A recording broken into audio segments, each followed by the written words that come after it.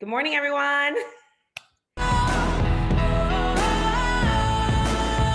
right, Alicia, I think we're going to pause Alicia. We're going to get this show on the road because we have a woman who I believe is on fire. She is truly who we're here to see. Thank you, everyone, for joining us today. I'm super pumped for two reasons. I'm pumped for two reasons. So if I get this all messed up, let me know.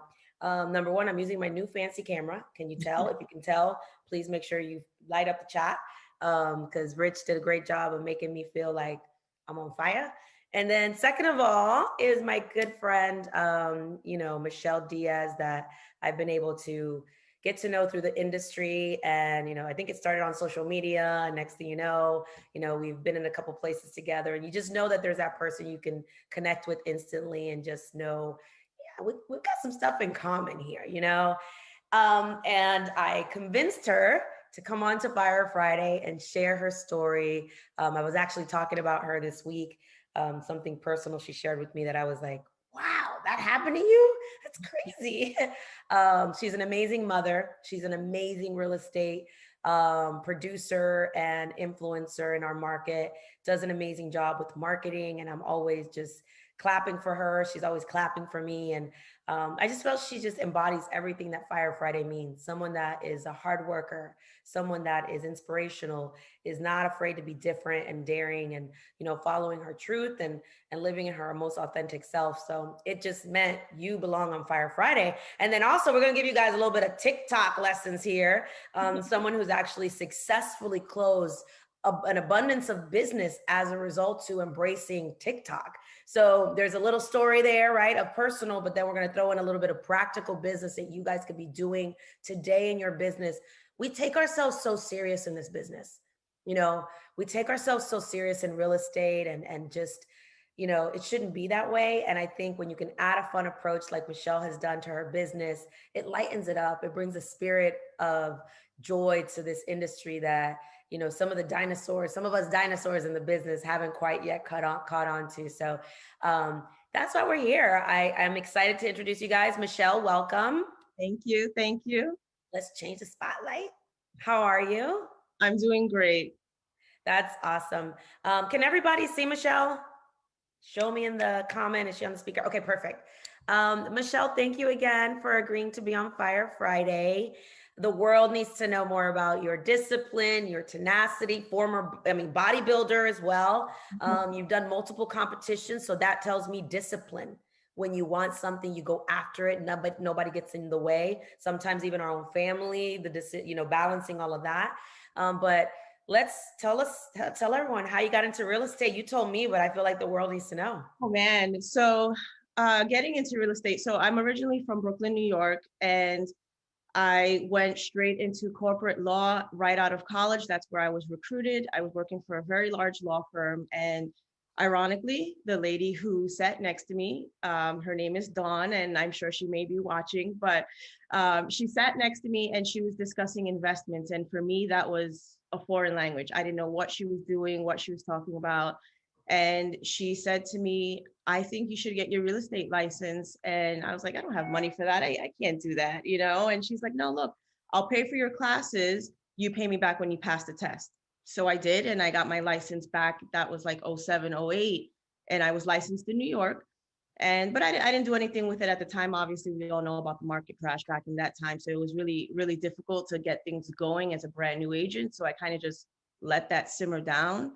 And from there, I was laid off, just like thousands of other people at the time. And I decided, well, what the hell? Let's continue and go to Disney. We had Disney tickets. We came to visit our family, and we took the leap of faith and we moved to Florida with no jobs. That's how I landed here in Florida. Number one, first signal that she's a badass, right?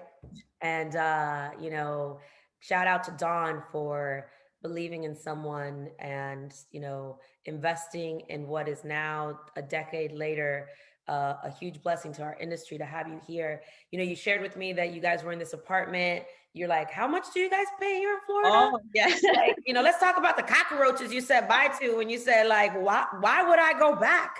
Absolutely. I mean, back then I thought I had a nice apartment, it wasn't that bad. And, we had a nice little 2-bedroom apartment. We were able to park our car in the back, which in Brooklyn is huge because there's no parking, so we thought we were living good right there. But then, obviously I'm laid off. I'm like, damn, things are going to be difficult. At the time, I only had 2 kids. Now I have 4. But we're gonna talk a little bit about that. Yeah.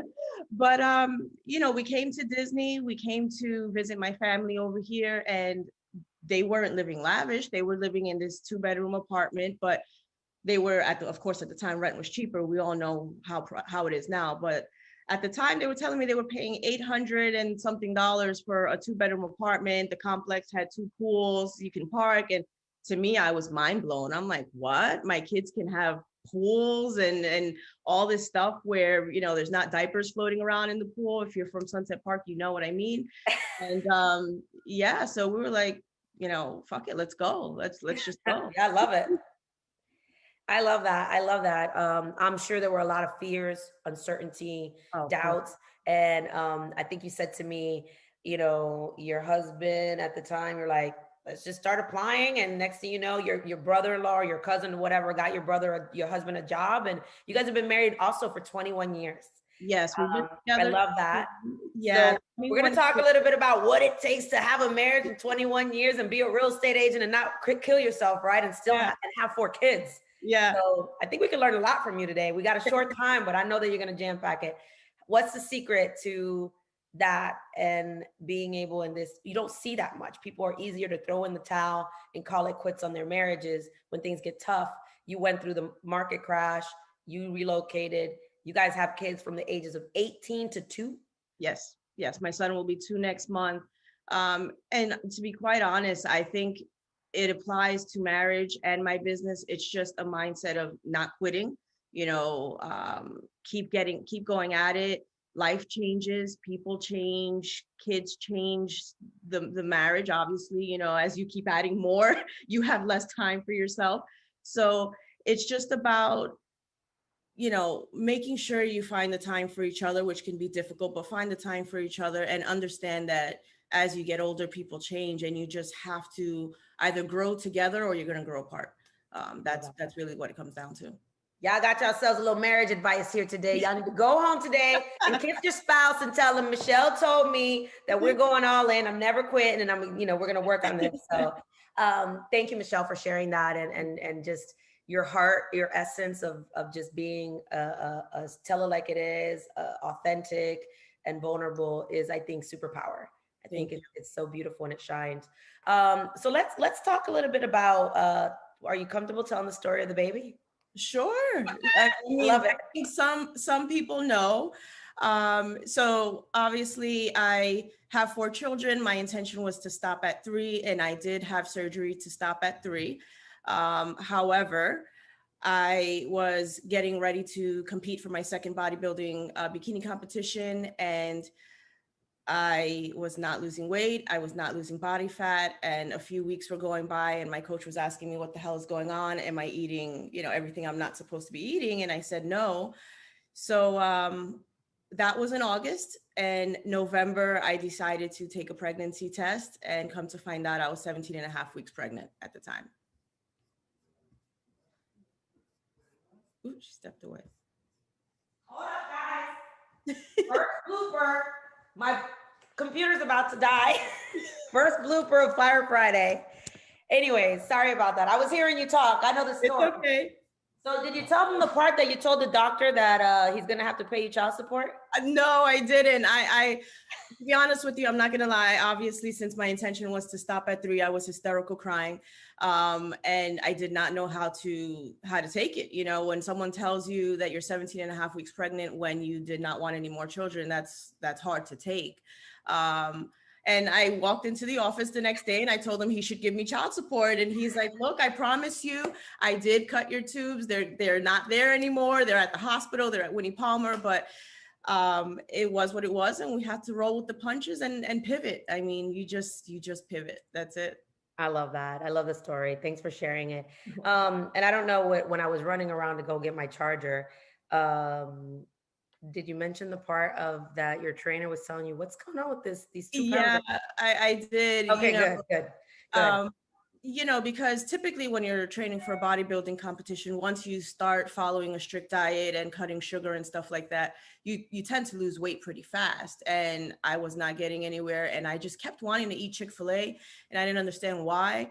And that's what it was. That's how you found out you were pregnant. Yeah. That's crazy. What else, before we get into the TikTok portion of it, I'm gonna save the best for last. What is it like? And then we actually have some friends on the call, on the Zoom today that actually are preparing for a physique competition. And I know that you obviously have a passion for bodybuilding and, that discipline. Can we talk a little bit about that discipline that it takes and, the mindset that you have to be in to prepare for that? And you could give yourself every excuse in the book. I got 4 kids. I'm a wife, I'm a busy real estate agent, et cetera, et cetera, et cetera. The mindset and the It commitment. it really is all in your mind, and that same mindset that applies to bodybuilding rolls over into everything else. I think that's why I've been able to last this long in this business thus far as a mom with 4 kids and trying to figure everything out. And not that I have everything perfect, but you have to be extremely disciplined. You're going to go out to lunch with people. You're going to people are going to tell you you're crazy, and one meal is not going to make a difference, or why are you waking up at 4:30 in the morning, going to the gym twice a day, and so on. So they're going to keep at you, and you have to just focus on what you want. I at the time when I was competing, I would sit there and have my own food, which stank. It was, eggs, fish, and so on. It's boring food. And everyone else is at lunch, having their regular stuff that smells phenomenal, and you have to stick with what you have. And that's extreme discipline when you want to eat or drink, because you can't drink either. And I did that for 7 months, because for my first competition, I had to lose a lot of body fat. And 7 months of going to the gym twice a day, no drinking, very strict diet. And that's what I did. I love that. Well, I think you're going to inspire some people to really take some action on following some dreams here. Pierre obviously is chiming in and he's saying, preach it. He's going to be competing in April. He's a good friend of ours. And I'm sure we'll have him on Fire Friday. Post his event, I'm going to go ahead and declare it to the world that we're going to. Good luck. It's exciting. It's an exciting thing. It's super scary. And I think it's a wonderful thing to get out of your own head, because when you're on that stage, nothing else matters. They're just looking at your physique, and it's a definitely an amazing experience. And I give a lot of credit to people who do this year round, because it's hard. It's very hard.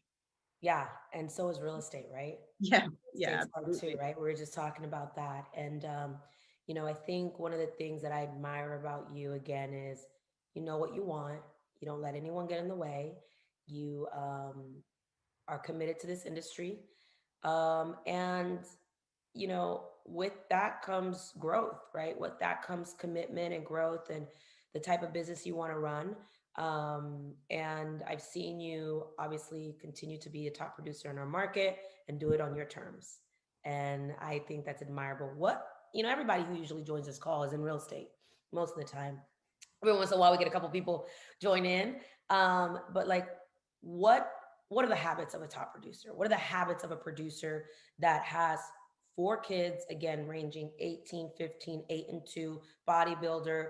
That means you're not wasting time. No. You can't waste time. So anyone who's floundering in the business, who isn't following a strict schedule, who isn't prospecting, who isn't doing video, who isn't doing things that are income producing, newsflash, what's Michelle got to tell them? Are they going to make it? You have to figure out what works for you. Obviously, as a mom of 4, my schedule is going to look different than everyone else's. If you don't have children, God bless you if you are able to do things for yourself in the morning. Unlike myself, I'm by myself in the morning. I have to do drop off. I have to prepare lunches and so on. But I have to go by a routine. I have to, my kids start to learn to do things for themselves at an early age. It becomes all routine, get your clothes out for tomorrow and things like that. We can't do things just on a whim. It won't work for our life. And then Right now with the baby thing, he kind of shook up my schedule a little bit, but I find my time for myself in the morning. Am I competing right now? No, because I don't have the ability right now. I want to put more of that energy into my business, but I do find the gym to be therapy for myself. That is my time to just zone out, get my workout in, put my music, and just, be by myself. That's my time. So, and that applies to your business now, whether you're prospecting, going out to make videos, whatever it is, filming content. You have to put that into your day and stick to it. Over time, it just becomes routine, and you don't have to think twice about it. I love that. I love that. Oh, guys, I want you guys to learn from her because she summarizes it so well. So, is it safe to say you're back at EXP, right? I am, yes, We're yes. excited to have you back. We do this, it's super brand agnostic, guys, and we love all of our friends who join in and chime in. But we do have a lot of friends who obviously are at EXP, and I love the fact that you also gave yourself permission to go build certain things and said, you know what, I found. Sometimes I think we say we have to leave to find our home. You know, we have to leave to say I tried this, I did my thing, and I know where I belong, and we're excited to be in business with you and know that we get to learn from each other. So just welcome back to the family. We're Thank you. excited. We're I'm excited excited to be back. Like you said, sometimes you have to leave and kind of just figure some things out for yourself. And again, it's pivoting. I feel like that's the number one thing I've done in my life. It's like, all right, time to move to this thing and just readjust. And you have to just be able to do it fast. Yeah, and I think one of my things that I love that my coach taught me is, it's not how you say hello, it's how you say goodbye. And you've always been such a stand-up person that it's like, we love you. Come, come. You're so honestly just inspiring. So TikTok. Let's talk about this little sensation here. I think that's why a lot of people really, really want to just listen and be like, what can I do? Let me get out of my head and just do this, right? TikTok. You have actually closed business from TikTok. Some of your TikToks have had over what, 1 million plus views, or I forgot how many. Yeah, my highest on TikTok so far is close to like 200,000 views and thousands of shares. I mean, it changes literally by the minute on that platform. You could go in and and that's the beauty of that platform. You can post something and go in an hour later, and if people like that content, you have 200,000 views when you've never reached that on YouTube or Instagram, because it's much more difficult on those platforms. It's much more strategic. But I love the simplicity of TikTok because I don't have a lot of time. So TikTok, obviously the number one thing people are like, oh my God, another platform, or like, oh gosh. I mean, personally, I need to up my TikTok game. I think you made me download it while we were at lunch. Yeah. I realized I was like, I don't even have it on my phone. But number one comment, I mean, the theme is like another platform, or what am I going to put out there? But people are having fun with it, obviously. And you gave some tips on the shorter the better, and I want you to basically, my goal today is for those who have been on the fence with trying TikTok or working with, embracing TikTok, that just take action, right? What are some of the tips? What are some of and which are the videos that you did have the most success on? So ironically, some of the biggest and the most shares were one where it was a game room, and now I have like thousands of gamers following me, and I'm not a gamer. Another one was one that I had did last year, and it was just when everything was happening with this pandemic, and I was talking about coronavirus and stock, and it was literally something that was just on my mind. I did it in my car. I didn't think it out. I just filmed myself, and that got like 200,000 views, and it was insane. But what I love about TikTok, and yes, the difference with TikTok and Reels is going to be a couple of things. TikTok gives you up to 60 seconds. Reels only give you up to 30. And I find that it's easier to edit on TikTok for some reason. I feel like Instagram still hasn't mastered that yet. They make it a little bit more difficult to edit your videos. And I love the ability to add current trending music I love. For me, that is my little extra sauce on there. I think out my music and I make sure that it goes with it. And I have to like it myself before I post it. So that's just how I am. Another thing with TikTok is you have to understand people are on that platform for entertainment. So if you're going to approach it as the same as Facebook, Instagram, or any other thing where you're coming at them like in a serious type of thing where you're trying to be very professional, they're going to scroll right past you. That's not what TikTok is for at all. They want to see relatable. I remember when everything was happening and more celebrities were jumping on TikTok, because I've been on there for a little while. People were annoyed that celebrities were joining. They don't want the unrelatable type of people. They want to be able to look at you and say, okay, I can relate to you because you're not the perfect mom. You're not the perfect wife. You're not this. Your house gets messy, and that's how you connect with the people like you. So be yourself, and if you are a funny person, use that. I follow realtors who make jokes about the business, and of course in a tasteful manner, but they make jokes about it, and I follow them because it's funny. So just be yourself. There's a mortgage guy on there who's doing phenomenal, and he shows his emails. He gets so many leads from TikTok, and it's unbelievable. And it's just people saying, hey, I saw your video about no down payment. How can I do this? I live in this state. How can you help me get a lender over here? Can you help me? So the reach is phenomenal. It's so crazy. And guys, keeping it real, right? This is what this is all about. Michelle's like, V, there's no excuse. I could do my video editing from the toilet. Like, you're like, there's no excuse. This is how simple this stuff is. Like, I don't need any fancy equipment. By the way, I do have fancy equipment, but I just finally got it after years and years. But she's like on my phone, just sitting there, doing what I got to do. And boom, I did what I had to do to make sure that I was getting my videos out, make sure I have my presence, and like zero excuses, guys. We have technology at our fingertips, and if we don't use it, usually it's because of what we believe or the limited belief, etc. So, yeah, I mean, what other tips would you say? Okay, so it's authenticity, short, sweet. Who should we be following? Who should they be following? Danny wants to know the name of the lender that you follow on TikTok. The lender, his name is That Mortgage Guy. That's That Mortgage Guy. He's phenomenal. And he's been there a while. And honestly, with TikTok, what I love about it, it's you don't have to think too much. Instagram is all about aesthetics. TikTok is not, because they're not going to your page to look at how pretty your page is or anything like that. They're looking at the For You page, and if your video captures their attention, they're going to stop. So that's what it's about, is being able to capture someone's attention quickly. So my videos tend to be no more than 15 seconds. And the reason I do that is because on Instagram stories, the time that you're allowed between it going to the next story is 15 seconds. So I want people to be able to see the whole video without having to click somewhere else and so on. You can use IGTV and all those things for your long walkthroughs and so on. Not saying that you should stop those things, but TikTok is a funnel to bring them from your TikTok to your other platforms where they now can see your professionalism, how many deals you're closing and so on. You don't want to be on TikTok. I closed, this much volume. They don't give a shit about that. So,